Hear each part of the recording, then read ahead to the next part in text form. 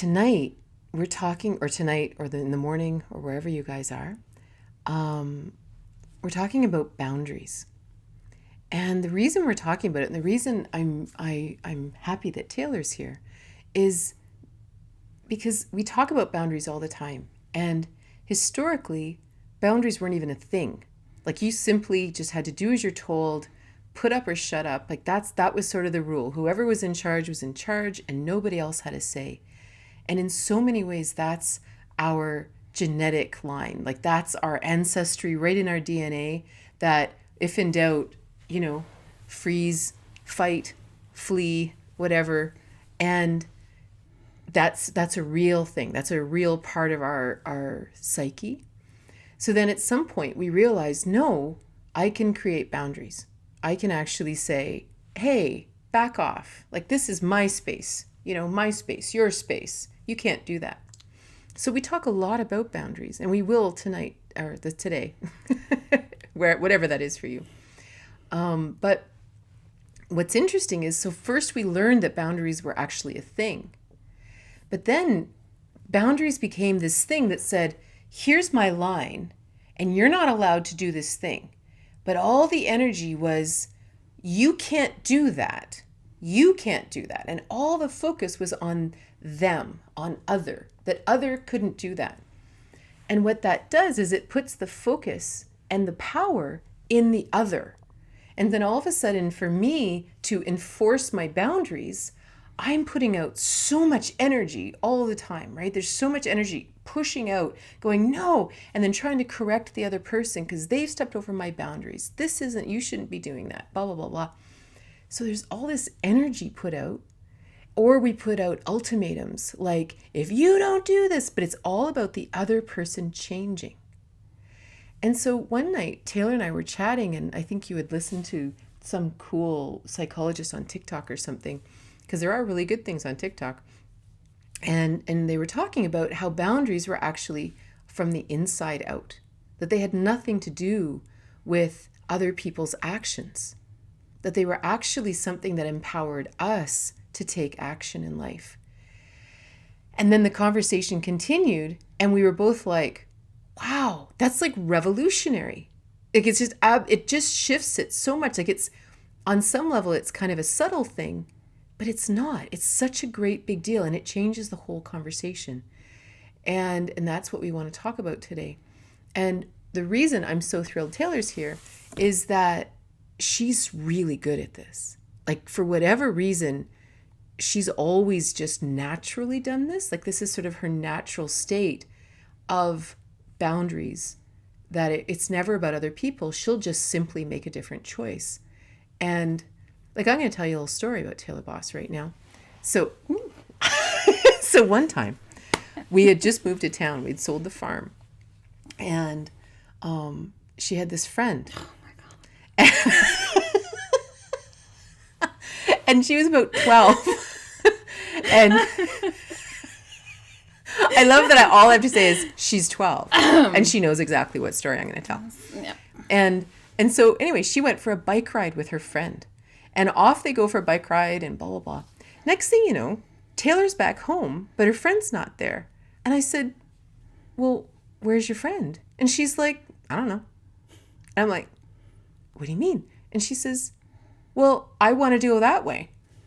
And she didn't want to go that way. So she went the other way. And I came home. And that was the whole thing. Like, Taylor wasn't even thinking about it. She was like off in her room doing her own thing. And I'm like, and I, as a however old I was at the time, I'm like, it's just, did you call her? Like, is she upset? Like, are you guys still friends? Like, I'm having this whole fit. And Taylor's like, what? I wanted to go this way. She wanted to go that way. Like, it was so funny. And I mean, they were still friends and everything else. Like, everything was fine. And I was like, so this is like, for some reason, encoded in her. I have no idea what, because it didn't come from me. So this is why Taylor is here, to talk more about this. Mm-hmm. So we thought that it might be fun to start just by defining boundaries in general, because it's an important topic anyway. And then we'll sort of compare back and forth what we're talking about. Well, I think boundaries so often either people put way too much stake in them and they put all their energy into creating boundaries for other people to follow, or they're kind of seen as a selfish move or a mean move or an aggressive kind of like back off, this is my, kind of like an alpha dominance, like this is my thing and you think you can push me around. Well, it feels weird and aggressive and mean, and that's not a boundary's purpose is to keep you safe. That's what it is. That's all. That's it. It's not more loaded than that. It's not about anything. It's just keep you safe, keep you sound body, mind, spirit. That is why you have a boundary. There's no other purpose for it. It's not about controlling other people. It's not about doing anything like that. It's not emotional. That's why. And if you look at it that way, it's about protecting yourself. Or, if you're, I think that's one of the reasons why you, Mom, you were always able to have boundaries about me and Aaron. Because it was very easy as a mom to just go, well, I'm protecting my children. That's it. I was protecting my children. You were able to draw hard lines with us when you were saying, you can't cross the road or this can't happen, because it was about protecting us. It was about, there was enough protective mama bear energy in there. And that's what boundaries are. And so people who struggle with self-worth or self-love or something like that often really, really struggle with boundaries because you already don't see yourself as worthy. And so why would I put the energy into protecting myself if I'm a bag of shit? Sorry, can I swear? Well, just that one. Okay.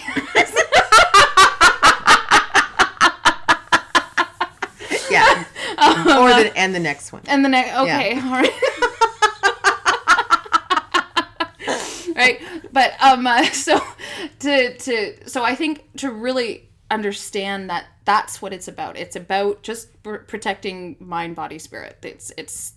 That's all that a boundary is, and to take some of the weight off of it, right? To take some of the heaviness off of it, because it's a pretty loaded topic. So, yeah, I love that. I've never heard of that. That it makes a lot of sense that if we actually have self-worth issues, we don't feel like we're worth protecting, right? Mm-hmm. So it's like, whatever. But when you guys were little, like, it's funny when you say it like that, because, for example, when these guys were little, I didn't have any problem with boundaries. It's the one place in my life that I've never had any issue. I've always been so clear with these guys. But it was literally like they were under my wings. If you act out, you are gone. And I don't care who you are. You either sort it or you are never laying eyes on my kids again. Like it was, to the point that these guys would be terrified to tell me something because I'd be like, I thought she was going to kill one of my teacher's friends. I thought she was going to pull me from the school. She was going to get him. I thought for sure this guy was going down. Yeah. Because it's just like, that's not happening. And it wasn't like I never said, you've got to change, you've got to act differently. Nothing like that. Because it was like, I don't care. Because this is way too precious cargo. Like you don't just, you prove to me and then you're allowed in. And that was it. And it was so clear. Mm-hmm. But then for me, it's like, oh yeah, but I'm nothing. So you can do anything you want to me. And then I'm just going to cry about it. Like literally, I'm not being facetious. That actually was me. And that's fascinating. Well, and even maybe you don't struggle with self-worth, but self-doubt. If you question yourself and your judgment of other people, well, what if I was wrong? What if I was misinterpreting the information? Well, what if you've got that confidence thing where you can't rely on your own emotions, right? A boundary exists, hey, that happened. I felt awful. That can't happen again, right? But if you go, well, did I deserve to feel awful? Was it really that bad? Was I being oversensitive? Like, if that's where your mind goes, you're never going to be able to make a boundary. You're never going to be able to protect yourself because you don't actually know. You can't trust yourself to know when you're in a position where you need to be protected. That so reminds me, sorry. That so reminds me of part of the conversation we'd had, because So I can get really focused on analyzing other people in my life. So that if something's amuck, because I don't have the strong boundaries that Taylor has. Like I can enforce it and I understand it and I'm 100 billion times better than I used to be. But it's not clear like it is with her. And so what happens is I want someone to stay in my life. And so if they do something that really bothers me or it upsets me, or it doesn't even have to be something evil, it just can be something I don't like it. Because I don't say, because I don't either walk away or speak up and actually risk conflict, because I don't do that, I then go into my corner and I start analyzing them. Well, maybe it's this, and I'll bet it's just their childhood, and they probably didn't mean it. Maybe they're having a bad day, or maybe they really don't like me. Maybe I really am a problem. Maybe I was too judgmental. Blah, blah, blah, blah, blah, blah, and then I have a migraine. Taylor, because she has these strong boundaries, she just doesn't even think about it. So if I say to her, because she gets this from me all the time, I'll be like, oh my God, okay, so this, blah, blah, blah, blah. And Taylor's literally like she's listening. She's like, why do you care, Mom? Who cares what they're thinking? You don't like it. It's not interesting beyond that. So it becomes okay, you go. Well, but that's a really interesting point, because people often, because when you sit and you analyze a person's behavior like that, it feels like you're doing something. It feels like an action. It feels like I'm going to do this and then it's going to feel better. And then, it feels like you're doing something. But the problem is if all you do is sit and talk about it for 3 hours, it doesn't actually change the fact that you were hurt or you were upset or you didn't actually protect yourself. You just rewatched the tapes of somebody attacking you and analyzed their style. Like, it wasn't, it wasn't, but it feels like you're doing something. And so it's not a bad, I'll sit, I'll people watch, I'll analyze people. I am your daughter. Like, I'm not, against a conversation like that. But if that's the only action you have, all it does is create even more conflict, right? Create even more depth around the situation, right? It muddies the waters without actually doing anything productive, right? I'm happy to sit and chat about an experience and this and that, but if at the end of the day, nothing's going to change, or there's no conversation that's going to be had, or nothing is going to happen, it's going to happen again. And we're going to have this conversation again. And there's only so many times I can have the exact same conversation. And that's when Taylor says to me, yeah, we've had this conversation before, Mom. I think she only gives me one time. One chance to have to say something. And the second time I started, she goes, we already had this conversation. It's really clear. It's if you're not going to take action, why would you expect anything different? This is who you're playing with. Right? And so that's actually what I'd like to talk about next is about the idea that, so what is a boundary exactly, right? It's this is how I want to be treated, or this is how I expect to be treated, or whatever. But that it's never about controlling the other person's behavior. And I think this is a really, really huge point, because sometimes we use a boundary as an ultimatum, and on some level it is. It is a, if you're mean to me, I'm leaving. But it's not a threat. It's just why would I stick around? That's not a thing. And, but sometimes we use it to say, well, if you don't stop drinking, I'm not going to come and visit you anymore. One person, they were telling a story about this woman, her dad, or the client or whatever, her dad was a real alcoholic. And she was really struggling to visit with him. And it was really, really hard. But for her, if she uses boundaries to say, you have to stop drinking, this is not a boundary. This is controlling, right? And so I'm going to let you tell the rest of that story. Mm-hmm. Well, that's pretty much it. it looks like a boundary, like if in a dark alleyway, just like shrouded by mist, it looks like a boundary, but it's not because it's not about you. It's completely about them, and the problem is you don't actually have control over them, especially in this situation. Let's say he's an alcoholic. He doesn't have control over him, not while alcohol is involved, right? That he's powerless before it. So he's going to drink again, and you don't have, and even if they're not an alcoholic, people have free will, and they are going to do what they are going to do, and they are going to surprise you, and they are going to do things that hurt, and no matter how careful you are about what friends you make or how anything, it doesn't matter. People do things, and they exist, and you don't actually have control over anyone. Not your spouse, not your children, not your mother, not your in-laws, not your employees, not your employers. None of it. Their actions, 100% out of your hands. And so saying you can't drink isn't a boundary. It's just rude. it's just wasting time. And so instead, to put a boundary in that is like, something you have to switch the script, right? Okay, so what can I do to protect myself? I don't want him drinking in my house. Maybe I go visit his place. Maybe I go visit my dad. And then when he starts to drink, I can simply leave.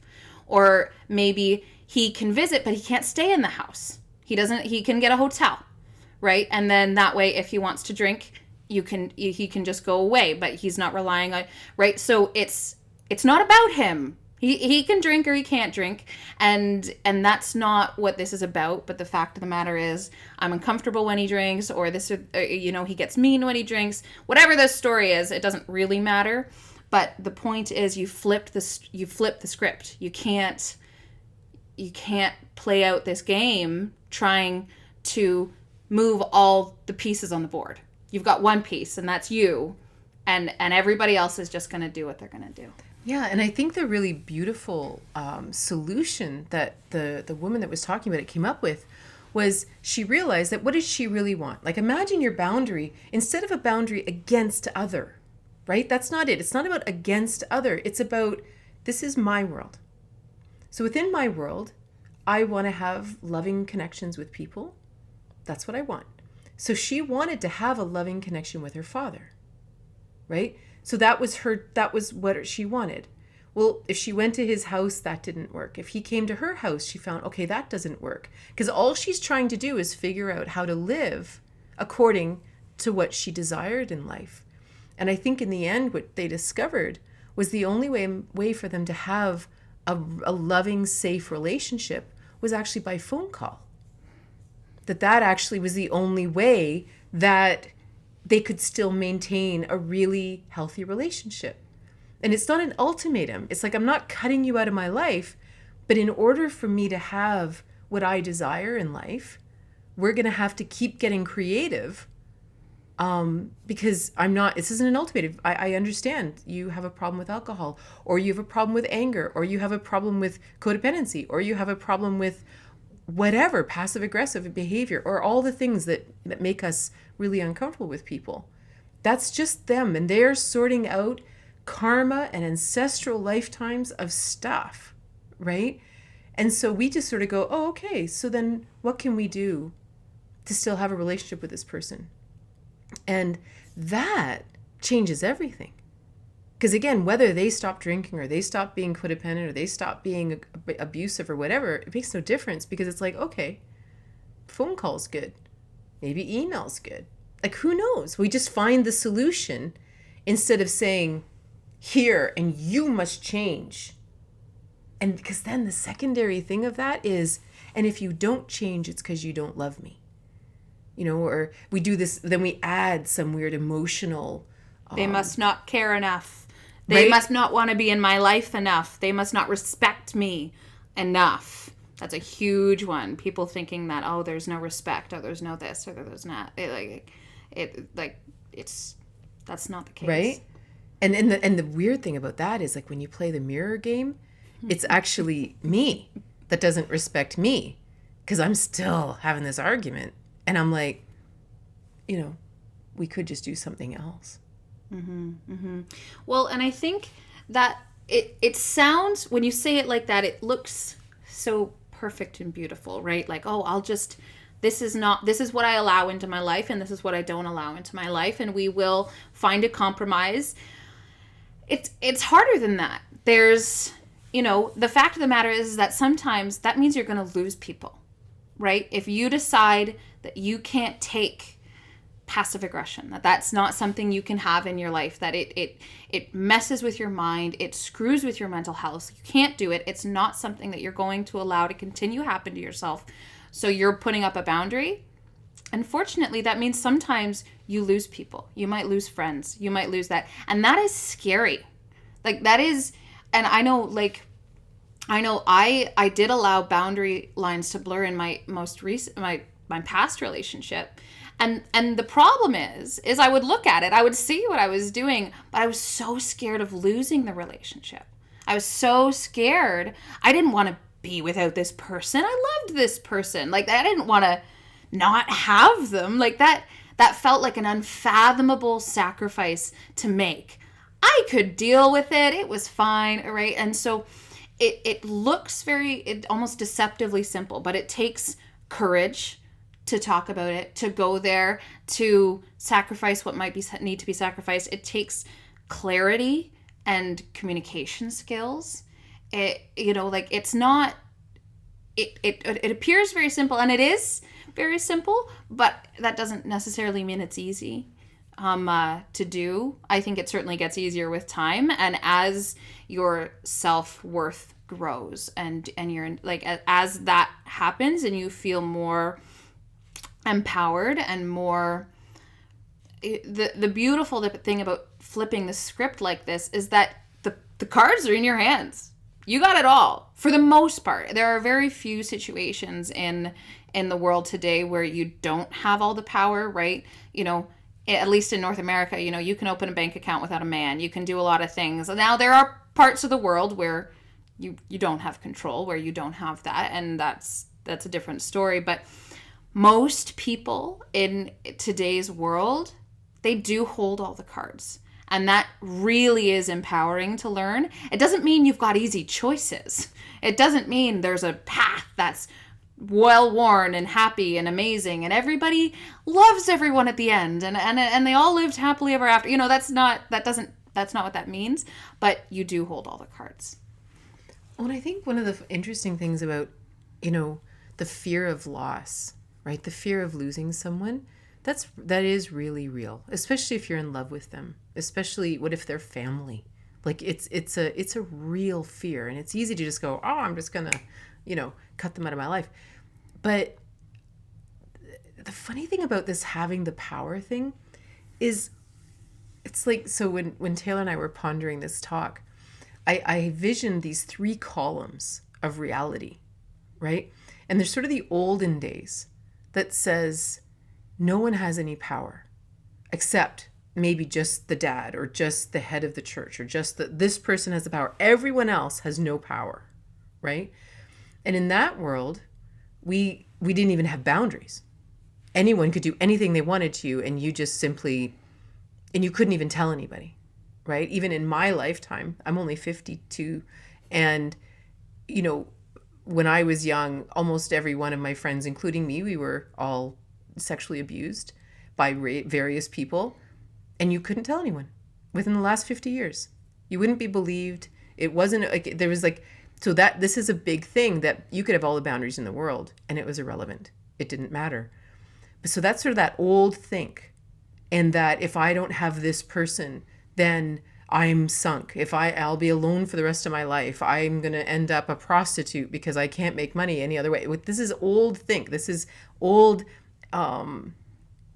ancestral stuff running through us, right? And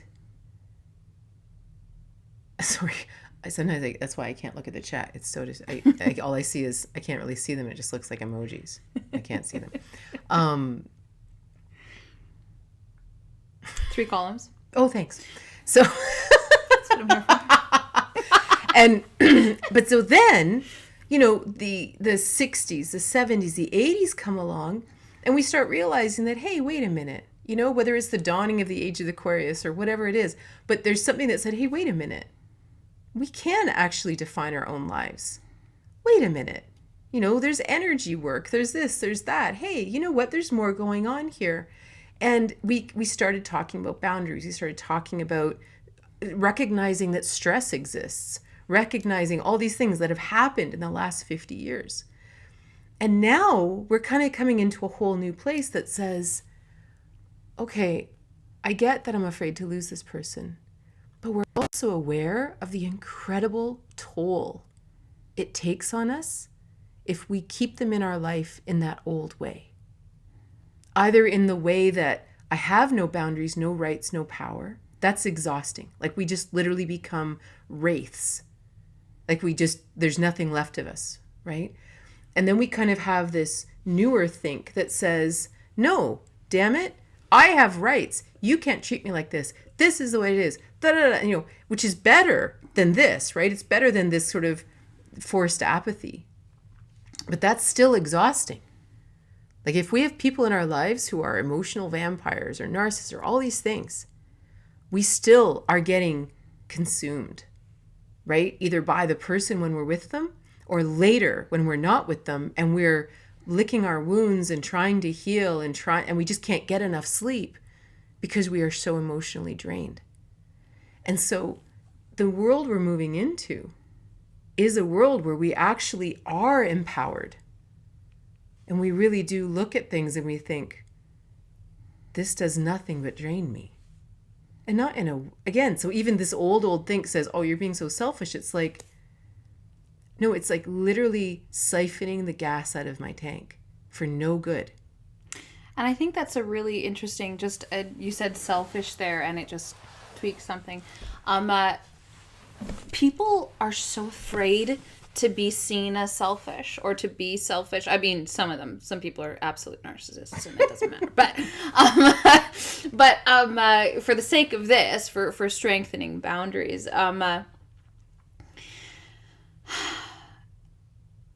there's been this awful branding that happened sometime in the last century that if I do something for my own benefit, that's a bad thing. like the selfish is a negative personality trait, right? And in fairness, God knows narcissists exist and people out there who have no cares for how you feel. But doing something because it benefits you is what you should be doing. That's how you should be living. That's, you know, and that doesn't mean, because it doesn't mean that you can't do something to benefit other people too.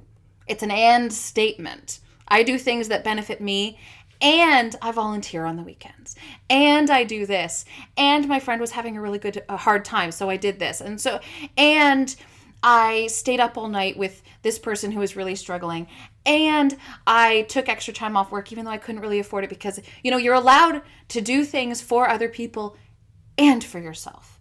But there's this weird branding that happened that if I make a choice purely because it benefits me, that I shouldn't have done that. That's a bad, like, that's so backwards. I was thinking about it one day, and I was thinking about, imagine if, like, I have a car, right? And you have a car. Mm-hmm. I should change the oil in my car. I should, if the check engine light comes on, I should fix my car. Mm-hmm. I could even vacuum my car. I could take care of my car. That's not selfish. That's just taking care of my car. And whoever it is that said this was selfish was just pissed off because you're not cleaning their car. Like, this is, we mm-hmm. actually each are here on a soul's path. Like, we really are, we are alone. Mm-hmm. Like, every so often we may get someone that we can get to hang out with once in a while. But I am a soul on this path alone. Why in the world wouldn't I take care of my car? You know, and if you keep coming in and wrecking my car, you're not allowed to come near my car. Mm-hmm. And that's it. Like, it's not deep. No. And I don't know, so then for me, that actually made a lot of sense, because I was like, oh, so I'm going to spend a bit of time cleaning my car. And that's not selfish. Yeah. 'Cause- You deserve a functional car. You deserve a life that you enjoy. Totally. You deserve a friends that you love and family that you love. You deserve that. Not because you were Gandhi or something like that. Not because, you don't have to earn that. That is a right. You have to live in this world and all it's crazy. You have a right to take care of yourself and to take care of your car. Like go to the shop, like, be pampered. Like, you deserve that and you don't have to earn it. It's not something that can be taken away from you when you have too many cupcakes. Right? I'm going to look far. So just like we shouldn't just wait or expect someone else to come clean our car for us, right? Absolutely. Exactly. Absolutely. So it's a really interesting boundary. So to understand, I shouldn't let people into my. I'm just going to go with the car thing. We'll just go with the car. We're going with it. Take that metaphor as far as we can drive it. Yeah, we're gonna beat this dead horse. We're gonna go. So, people aren't allowed into the car if they're gonna trash it, or even if you just don't want them in the car. You don't need to have a good reason. You're allowed to just not. They're just no fun on a road trip. You're allowed to just not want them there, but also to understand when they're asking too much of you, right? To understand. No, I don't need to go clean out your car. I don't need to clean up your mess. I don't need to fix this thing that's in your life. It's your car. I have my own car. And sometimes, and what I do with my time, no matter how nice and fancy and good my car is, that doesn't mean that I should take extra time out of my life to fix yours. I'm allowed to love my life and have a fantastic, flashy, well taken care of car. And it still doesn't mean that I owe you maintenance fees. Is it? I don't know. I was getting lost in it there. I know, it's a good one. But you know what's really crazy about that? Because as you're talking, I'm thinking, wow, as someone who has always felt I'm just supposed to live for others. You're supposed to be selfless. You're just supposed to don't rock the boat. Don't cause conflict. Just be the peacekeeper. All this stuff. It's almost like on some level, I'm pretending I don't have a car. Like I don't have a car. I'm just, going around fixing everyone else's car, but I don't have a car? Like I don't actually exist? And then when you said we all deserve to have a flashy car, it's like, flashy car? Then I'm really selfish. Like, oh my God. Like, you know what I mean? Like it's like literally, it's like, isn't it funny that self-care is it's considered selfish? Like that's so twisted. Yeah. That's nuts. It's nuts. Yeah. Wow. The disaster of falling in love with a narcissist before you realize that's who they are. It's so hard. And the hardest thing about narcissists is when you don't have that within you, you don't recognize it. It takes a long time to because we naturally project our own consciousness onto other people, right? And if you think, wow, if they did that, they must have thought this, and they must have because we don't have any other reality. This is my number one reality. And the first time we get stung by a narcissist, we're like, we just don't see it until it bleeds. And then a lot's happened, right? But then you see it, like 100%. I'm gonna go. What are the signs of a narcissist? The number one thing that I know about them is they lie. It's a whole other conversation. We could have an entire talk about that, but they lie. And again, it's so interesting. If you simplify it way down, and even if we don't even label people, and we just come back to the absolute clarity of boundaries, all that matters is how do you feel around them? All the time. Not when they're in a good mood. All the time. When they're tired, when they're bitchy, when they had a bad day at work, when there's no money in the bank account. How do you feel around them? That's all that matters. And I think that's so important. That you really, part of the reason I feel I have good boundaries and I do that is because I trust myself. If I hang out with someone and it just kind of wasn't, I don't have a good reason for it, but it just kind of wasn't okay, then it just kind of wasn't, it wasn't jiving, it wasn't something, and that's okay. And that doesn't mean they're a bad person. That doesn't mean I'm a bad person. That doesn't mean I'm judgmental or I'm not giving them a chance or I'm not this. People really people really overanalyze it. The bottom line is that, yeah, I just wasn't really, a fan. And it doesn't mean I don't like them, and it doesn't mean I'm going to be rude to them, and it doesn't mean I'm necessarily not even going to hang out with them again. But that's how I felt. And so for me to go, oh, okay, that's how I felt. All right, well, what am I going to do about it? Nothing? Cool. Not see them again? Cancel plans? What am I going to do about it now? And to trust that. To trust, if that's kind of how I knew things were getting bad with me and my ex. Because I felt bad all of the time. It took a while for me to see it. You're kind of lost in it. But you have to trust yourself. You have to trust your own instinct and your own gut, and just allow yourself permission to have those opinions and have those thoughts. And it doesn't make you a bad person, and it doesn't make you mean or cruel or judgmental, right? I'm not drawing anything more, if I hang out with someone and it's just kind of I didn't really jive. That doesn't mean that next time I hang out with them, we might hit it off. I'm not gonna carry on that judgment forever and ever and always. It's not that deep, but it is true. It was true. That's how I felt. That's how I feel. And that's it.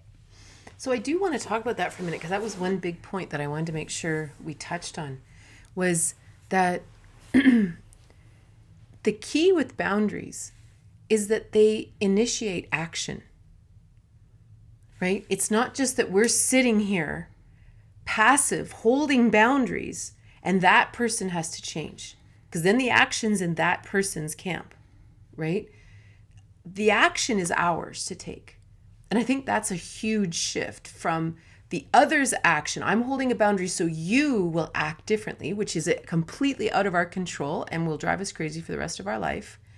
And we shift that to personal action. And so the only reason we have a boundary is so that we can make personal choices in our lives. Because if we're not going to make a different choice, the boundary doesn't mean anything. It's irrelevant. So if you were to write down, here's my boundary, and if this happens, this is what I'm going to do. If you don't have and this is what I'm going to do, it's nothing. It's a pipe dream. It's nothing. It's you writing down a list of things that you don't enjoy. It's a journal entry. It makes no difference in the world, and it doesn't change our life. And that's the empowering shift, is understanding that there's action involved, and you can do it, and you have that power, right? A boundary isn't just something you list, right? Like if someone sat me down and was like, what are your boundaries? I would have no idea what to tell them. I don't know. Don't spit in my face. Like I wouldn't have any idea. It's not, but I know when I'm in a place that I no longer want to be in. I know when someone has said something that's upset me, and I know like it's about action, right? It's about understanding yourself and your own emotions and being connected enough to them and respecting yourself enough to take care of them and to take care of yourself. Well, and I love the not having to have an explanation, because the number of times that, we'll plan all kinds of things, right? So do you want to go here? Do you want to do this? Do you want to do that? Like whatever, like we hang out all the time. And if I said, want to do this, and Taylor might say, oh, who's all going? And I'll say this, da, da, da, and she'll yeah, I'm not feeling it. And then we just go back to what we're doing. Like there's no more discussion. Oh, why? What? We don't, there's no discussion. It's just that's all Taylor says is, yeah, I'm not feeling it. And that's it. And that's fascinating, as opposed to, because that's a boundary. If I don't want to do it, I'm not going to do it. If I don't want to hang out with that person, I'm not going to hang out with that person, and it's so hilarious too, because, you're not really, I keep wanting to talk about you in the third person, but you're right here. So I may as well talk right to you. I mean, you could. Yeah. So Taylor. I'll just role play somebody else. Yeah. So Taylor she really doesn't care what other people are doing or thinking, right? So if we're in a room and people are kind of yipping about something, if it doesn't bother her, she'll be like, yeah, whatever. And she'll just do her own thing because she doesn't care. It's not affecting her. It's not changing her. It's not affecting her boundaries. It's not affecting her world. But every so often, like let's say we're with family, let's just say, and she can be really quiet. Like she's not out there, causing trouble and just stirring the pot. But every so often, let's just say someone says something racist or something particularly wrong. Oh my God. You do not want to be that person that fires her up. Because if you actually do it, she'll be really pleasant at the beginning. She'll go, hey, you know what? That's not really appropriate what you just said. And if that person argues, which they inevitably will because they said the first thing, Taylor just like, bam! And I just sit back and go, oh, that was silly of them. And Taylor just takes them to task. And then when it's all done, she goes back to what she was doing. Yeah. And she doesn't think about it again. We don't talk about it again. We don't say, can you believe they said that? Because an action was taken. Mm-hmm. Like, whether it's walking away, whether it's dealing with the conflict, whether it's choosing just not to go at all, action was taken. And if we don't have action attached to the boundary, it's just nothing. It's just nothing. Well, and I find too, again, things like that take courage and they do take a safe space. Like I wouldn't do that with someone I thought was going to hit me if I yelled at them. Although I probably wouldn't be hanging out with somebody who was going to hit me if I yelled at them. Right. But so that does, it takes, courage, but it's a choice that I make. If somebody says something, I didn't like that. Okay, well, what am I going to do now? Am I going to do something about it? I'm going to talk to them about it. Because especially in the case of family, just to go with it, I love these people. I don't actually think they're evil. But that doesn't mean I agree with what they said. And so the fact that I am comfortable enough to do that, to ask them about it, to challenge them on their beliefs, it allows me to keep a relationship alive. Because if I hadn't done that, if I'd just allowed them to cross that boundary of mine and talk about something that made me really uncomfortable and really made me hate the day, is I would feel horrible. And then I would go to bed at night feeling awful. And then I would wake up and I'd be like, Mom, I feel awful. And everything would feel awful. And it would stretch out, all because I never enforced my boundary. And could I go back and say, hey, that thing that happened the other day, I was really cool with it. I really wasn't cool with it. I didn't know what to do at the time. I didn't know how to talk about it, but I want to bring it up now because it's still really upsetting. Like, could I do that? Absolutely.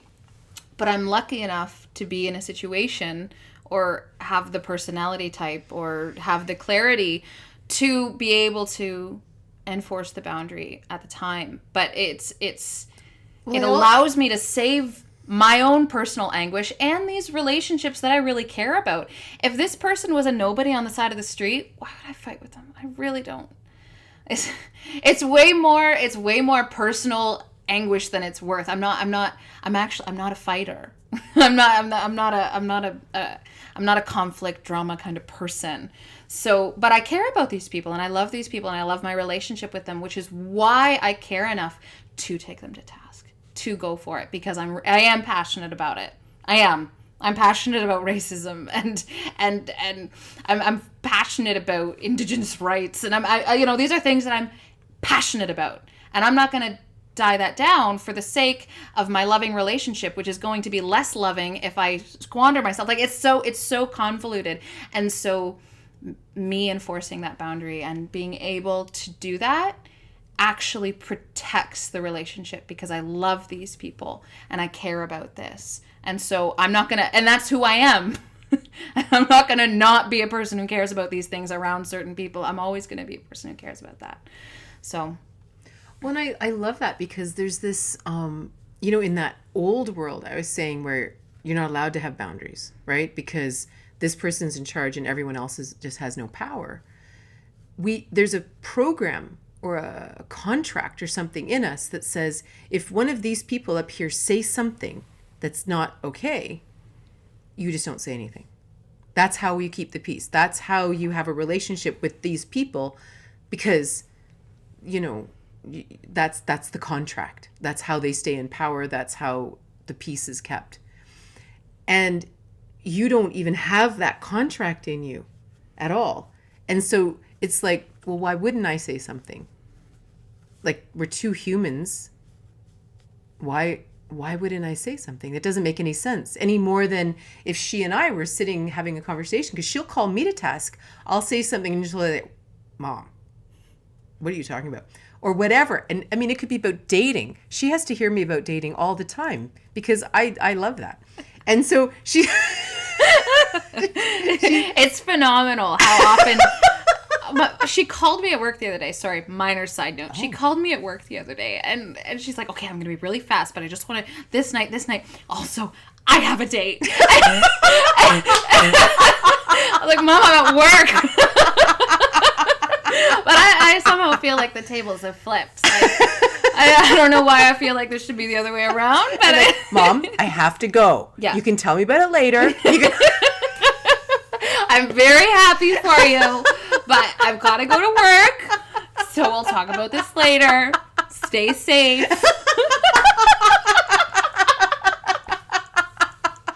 Right?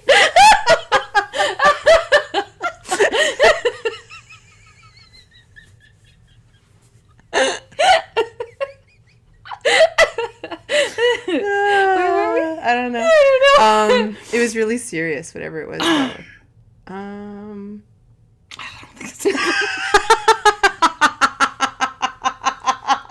It's not coming back. If we make the serious face, perhaps the somber mood will return to us. Just popped in and I already know what the topic is. I saw a really good comment up here, and I want to find it again. Setting boundaries can be so difficult, despite knowing you deserve to... Sorry, I can't really read it. Oh, I know. That's what happened. It flies away. Flies away. Yeah. Hold on. We'll go back. Setting boundaries can be so difficult, despite knowing you deserve to and is good for you, because there have been or are people in your life thinking and telling you otherwise. Absolutely. And that's where the self-worth and trusting yourself comes into it, and having the confidence and the belief that you know yourself better than they do, right? And so it absolutely is difficult, right? When there are people in your life telling you, oh no, well, you're too sensitive for thinking that, or this or that. If they're trying to dictate your own boundaries to you, it is hard, especially if you don't have a history or anyone in your life modeling what healthy boundaries looks like, or helping you in that way. It can be really hard, right? Especially because those people in your life are probably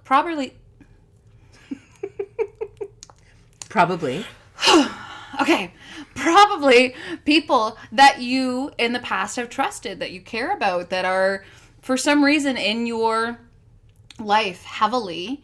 And so usually those people, you value their opinion, right? And so if you're already you struggle with self-doubt, or you struggle with that, it's really easy to be swayed by them. Mm-hmm. And that's where a lot of the work of boundaries isn't actually about figuring out what you like and don't like. It is, but it's so much deeper than that. Figuring out what you like and what you don't like, right? But really think about it. Really allow it, and don't let other people dictate what you do and don't like. Just because somebody comes along and says, you love ketchup, doesn't mean I love ketchup. I do love ketchup. That was a bad example. I love what you're saying, though, because now I remember what I was thinking about before we... I get a little distracted when we talk about, something. But the whole thing is that when you and I are just having a conversation, if I say something, you have no problem saying, Mom, that's no good, right? Mm-hmm. And you don't have different rules for different people. Right. So you have the same rules with me as you do your friends, as you do your family or grandparents or cousins or whatever. It's the same rules, or everybody. Everyone's got the same rule because the boundary is about her. Right? Because if we have to have different boundaries or different rules for that person because that person has an expectation of me. So for example, like if we'll keep going with the family thing, because we have a lot of contracts in families, right? A lot of psychic contracts. Well, for whatever reason, she's not playing in the psychic contract world because all that matters is I don't care what you're expecting of me.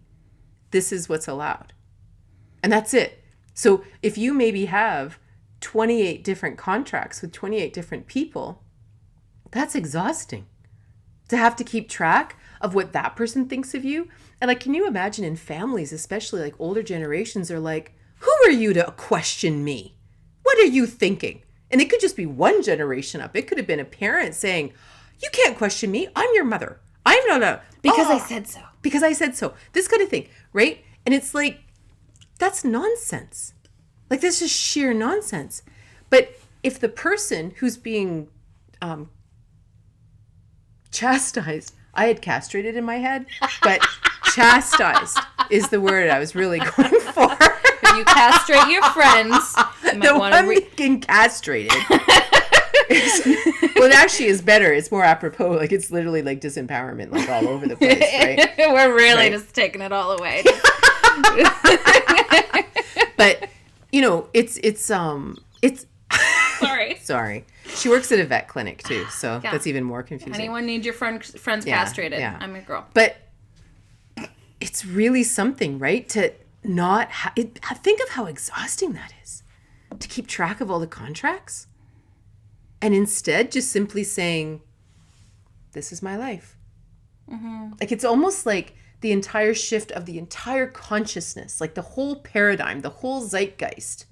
I love zeitgeist. She's laughing because I like using the word zeitgeist as much as I can. Fantastic. Yeah. And so the as often as we can the old paradigm, the old zeitgeist said, you can't speak up. You can't say it. And now we're like, well, you can act however you want. Huh? Nothing. Oh, sorry. I'm like laughing because Liz says, castrating people? I've always had my suspicions that Katrina's a member of the mob.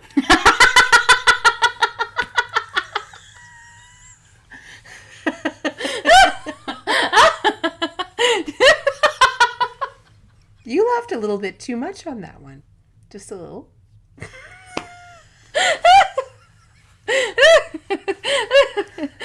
Just their own little mafia member sitting here on Inside Yeah, Timer. just that is pretty funny. They're teaching about meditation and going out. Yeah. Pushing drugs and then coming back, learning about light and love. Yeah. That's so fun. So important to get support if you're in an abusive work situation and can't leave. Absolutely. I think also allowing yourself to realize that you're in a situation that's bad, abusive work situation, or just bad work situation, a work situation that no longer brings you joy, that no longer, a relationship that no longer, to understand that there's more than two options. There's more than deal with it or get out, right? You can, I'm going to stay in this job, but it's really hard on me. I'm going to go get counseling, or I'm going to do this, or I'm going to volunteer on weekends so my soul doesn't drain out through my ass. I'm sorry, I swore again. So rude. Right, to understand there are more options. Mom. It's very serious talk. Mom, there's people watching. No, but they'll understand. So I would, when she swore, and she's like, oh, sorry, I wanted to say, no insight timer for you. But of course, in my head, I said, no soup for you. But of course, you guys know what soup means. And it's Taylor, and that's inappropriate. Yeah, I know what soup means, Mom. Yeah. So anyway, that's why I was laughing. So sorry. Yeah. Sorry. I'm sorry. Come on here. All right. What So is work this- situation. Work situation. They're helping. Yeah. You can. It's a work situation. Very clever. Very clever.